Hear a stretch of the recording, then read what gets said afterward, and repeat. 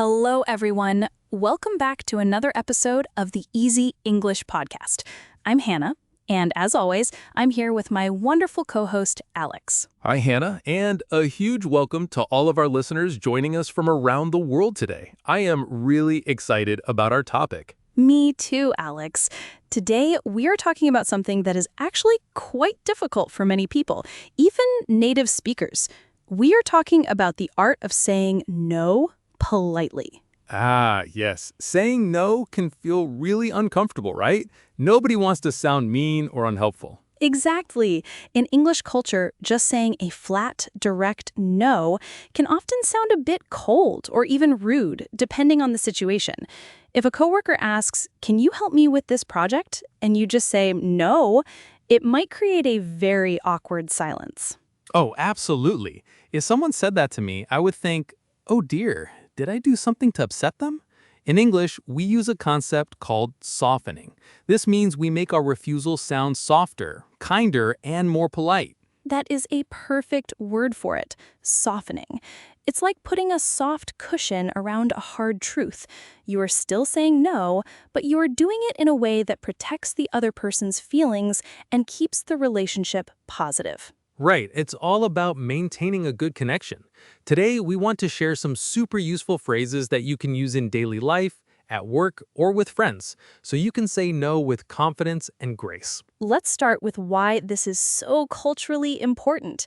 In English-speaking countries like the UK, the US, Canada, or Australia, directness is valued, but politeness is also key. If you refuse an invitation directly without any softening, it can seem like you don't value the invitation or the person. Yes, it's a delicate balance. For example, if a friend invites you to a party this weekend and you really just want to stay home and watch a movie, you can't just say, "No, I don't want to go." That hurts. It definitely does. Instead, we use small buffer words or phrases before we actually give our refusal. Alex, what is one of your absolute favorite softening phrases for social situations? My go-to phrase is definitely, "I'd love to, but..." It's so simple, but incredibly effective.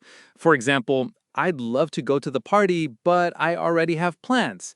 Even if my plan is just wearing pajamas and eating pizza, it still counts as a plan. I love that one. "I'd love to, but" is great because it shows your positive intention first. It says, "In a perfect world, I would say yes, but reality is getting in the way." Exactly. It shows that you appreciate the offer. Another very common one is starting with an apology. For instance, "I'm really sorry, but I can't make it." Yes, "I'm sorry, but" is a classic. And notice how we often use the word but to transition to the actual refusal. It prepares the listener for the no so it doesn't come as a shock. That's a great point, Hana. It prepares them. It's like a warning sign that says, "Here comes the bad news, but I still like you." Exactly. And what about at work, Alex? Saying no to your boss or a colleague can be even trickier because you want to show that you are a hard worker, but you also don't want to burn out. Ugh, professional boundaries are so important. If a colleague asks for help when you are completely busy, you can't just say, "Do it yourself." Instead, you might say, "I wish I could help, but I'm currently working on a tight deadline." This explains the situation without making you look lazy. That is a perfect professional boundary, Alex. "I wish I could help" shows you are a team player, and mentioning your tight deadline gives a clear professional reason. It is not personal, it is just about time management. What if a colleague asks you to join a new project, but you simply do not have the capacity? In that case, you can say, "Thank you for thinking of me, but my plate is full right now." I love this idiom, "my plate is full." It literally means your plate is piled high with food, so you cannot add anything else. In daily life, it means you have too much work or too many tasks already. That is such a visual phrase. "My plate is full." It is polite because it focuses on your situation, not on their project. It says, "Your project is great, but I physically do not have the hours." Let's practice that one. I would love to help with the new marketing campaign, but my plate is quite full this week. Perfect. And you can also offer an alternative. This is a brilliant way to say no without completely shutting the door. For example, I can't look at this report today, but I can check it first thing tomorrow morning. You are saying no to today, but yes to tomorrow. Yes, offering an alternative is a very powerful strategy. It shows you want to be helpful, but on terms that work for you. In English, we call this negotiating your time. Now, let us pivot a bit and talk about social invitations. Saying no to friends can sometimes feel even harder because we worry about hurting their feelings. Oh, absolutely. If a friend invites you to a party or dinner and you're just too tired, how do you decline without sounding like you're avoiding them? A very warm phrase is, "I'm so sorry, I won't be able to make it this time, but thank you so much for the invite." That is very warm, Alex. And notice the phrase, make it. In English, to make it means to attend an event or to arrive somewhere. So, I can't make it simply means I can't go or I can't attend. It sounds very natural and friendly. Yes, "I can't make it" is definitely a phrase our listeners should write down. Another great way to decline a social invitation is to suggest another time immediately. You can say, "I can't go to the cinema tonight, but can we take a rain check?" Ah, take a rain check. That is a classic English idiom. Can you explain what that means for our listeners, Alex? Of course. To take a rain check means to politely decline an offer now, but suggest that you do it at a later date instead. The origin comes from outdoor sports events like baseball. If it rained and the game was canceled, spectators received a rain check, a ticket to watch the game on another day. So when you tell a friend, "Can I take a rain check?" you are saying, "Let's do this next week instead." I use that phrase all the time. It is so friendly because it promises a future meeting. For example, I can't do dinner on Friday, but let's take a rain check for next weekend. It keeps the friendship strong while respecting your need for quiet time. Exactly. Another simple and polite option for friends is, "I'd love to, but I've already got plans." Even if your plans are just sitting on the sofa in your pajamas watching movies, that still counts. You do not have to explain your plans in detail. "I've got plans" is a polite boundary that everyone respects. That is a very important point, Alex. You do not owe anyone a long, complicated explanation. Sometimes we feel guilty and start telling a long, fake story about why we cannot go. Oh, my aunt's cat is sick and I have to go to the post office. It just sounds dishonest. Keep it simple and honest. Yes, less is more. When you give too many details, it actually makes the refusal feel awkward. Just say, "I can't make it tonight, but thanks for asking," and leave it at that. Most people will just say, "No worries, next time." That is so true. No worries is such a comforting response to hear.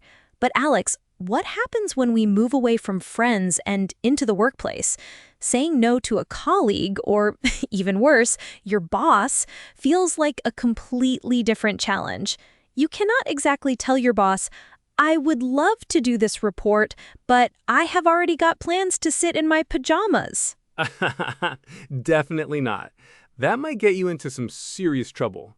In a professional setting, we need to show that we are responsible and hardworking, even when we are turning down a request. It's all about managing your workload and protecting your time, but doing it with respect.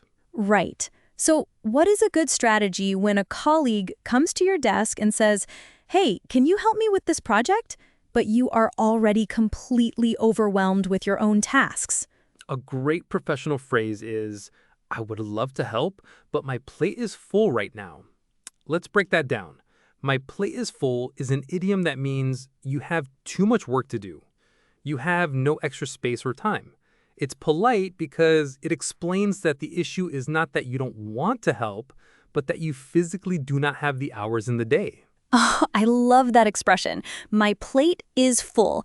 It creates a very clear mental picture. You cannot put more food on a full plate or it will spill. Can you give us an example of how to use it in a full sentence? Sure. You could say, I would have loved to help you with the presentation, but my plate is really full this week with the quarterly budget. It's professional, clear, and very difficult for anyone to argue with. That is perfect. What if the request comes directly from your manager or boss? That is much scarier. You cannot easily say no to the person who pays your salary. It is definitely scarier, but it is still possible and often necessary. If you say yes to everything your boss asks, you might do a poor job on all of them because you are too tired. A great way to handle this is to ask them to help you prioritize. You can say, I can certainly work on this new project, but which of my current tasks should I put on hold? Wow, that is a brilliant strategy, Alex. Put on hold means to stop doing something temporarily, right? Exactly. To put something on hold means to pause it. When you say this to your boss, you are not saying, no, I won't do it. Instead, you are saying, I want to do a good job, so please help me choose what is most important. It shows that you care about quality. It really does. It shifts the decision back to the boss. They have to look at your workload and decide. For example, I can start the marketing plan today, but should I put the website update on hold? It sounds incredibly professional. Another polite phrase you can use at work is, I don't have the capacity for this right now. The word capacity here refers to your ability to take on more work. It is a very formal and clean way to say, I am too busy. Oh, capacity. That is a wonderful vocabulary word for our B1 and B2 learners. It sounds very businesslike. I don't have the capacity for another project at the moment. It sounds much better than saying, I'm too stressed and I want to go home. Exactly. It takes the emotion out of the situation. At work, we want to stay calm and objective. Another trick is to offer an alternative. You can say, I can't do it this week, but I can look at it next Monday. This shows you're still cooperative and willing to help when you actually have the time. That is an excellent transition to our interactive practice session, Alex. We have talked about the theory, but now let us actually practice these scenarios. I want our listeners to hear how these phrases sound in real life. Are you ready to play a game of role play? I love role play. This is the best way to practice. Let us do it.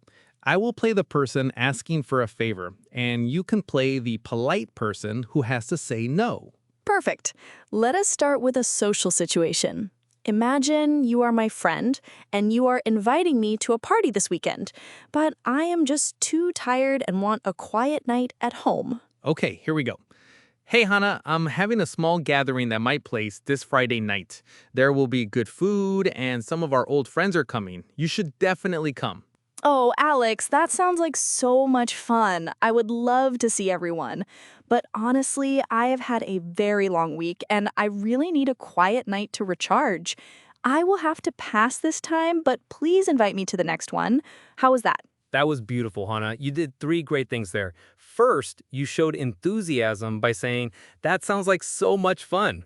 Second, you gave a simple, honest reason without over-explaining. I need a quiet night. And third, you kept the door open for the future by asking to be invited next time. It felt very warm. Thank you. It felt natural to say, too. Now, let us try a workplace scenario. This one is usually much harder for people. You are my colleague, and you want me to help you design a presentation, but I'm already working on a major deadline for tomorrow. Okay, got it. Let us try. Hi, Hana. Sorry to bother you, but I'm really struggling with this PowerPoint presentation for the client tomorrow afternoon. You are so good at design. Could you spend an hour or two helping me format these slides? Hi, Alex. I would love to help you with that, and I know how stressful client presentations can be. However, I am currently on a tight deadline for the quarterly report, which is due tomorrow morning. I don't have the capacity to help today, but if you still need a hand tomorrow afternoon after my deadline, I can definitely look at it then. Wow, Hana, that was professional gold. You validated my stress, you clearly explained your own boundary using tight deadline and capacity, and then you offered a realistic alternative. I could not possibly feel hurt or angry after hearing that. Exactly. And that is the secret of saying no politely. It is not about rejecting the person. It is about protecting your own time while still showing respect and kindness. Let us do one more quickly. What if someone asks you to borrow money, or maybe to help them move house, and you really just cannot do it? Helping someone move house. That is the ultimate test of friendship. Let us try that one. You ask me. Okay. Hey, Alex, I'm moving to my new apartment this Saturday. I have a lot of heavy boxes and a big sofa. Can you come over at 8 a.m. to help me carry them? Oh, Hana, congratulations on the new apartment. I wish I could help you move, but I actually have some family commitments this Saturday morning that I cannot miss. But hey, I can lend you my folding cart on Friday, or I can order us some pizzas for lunch on your moving day to keep your energy up. I love that. You said no to the heavy lifting, but you still supported me by offering your cart and even ordering food. That is an amazing alternative option. It works every time. It keeps the relationship strong. Well, Hana, that brings us to the end of our episode today. We hope these phrases and tips help all of our listeners feel more confident saying no politely. Thank you so much for listening to the Easy English podcast. Practice these phrases this week, and we will see you in the next episode. Bye-bye.